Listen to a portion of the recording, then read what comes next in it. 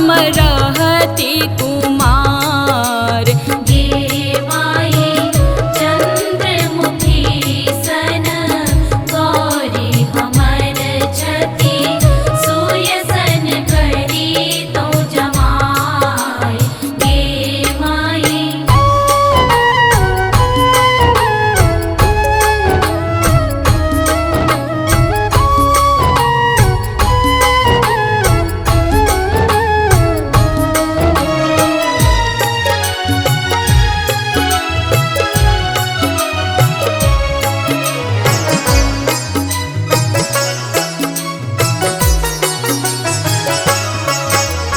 कहथिन गौरी सुनु हे सदा शिव, एक बेर रूप दिखाओ। गे माई देखी जुरायत माई मनायन, देखत नगर समाज। गे माई कहथिन गौरी सुनु हे सदा शिव, एक बेर रूप दिखाओ। गे माई देखी जुरायत माई मनायन, देखत नगर समाज। गे माई चंद्रमुखी सन गौरी हमर छती सुयसन करी तो जमाई।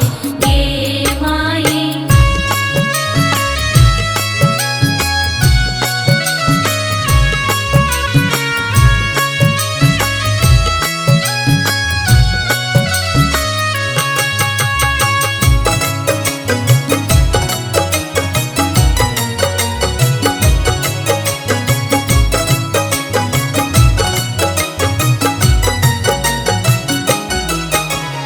धनहि विद्यापति सुनु हे मनायन, इहो थिक त्रिभुवन नाथ।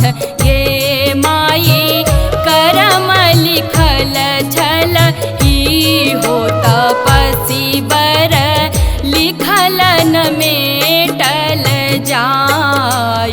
गे माई भनहि विद्यापति सुनु हे मनायन, इहो थिक त्रिभुवन नाथ। गे माई करम लिखल छल इहो तपसी बर, लिखल न मेटल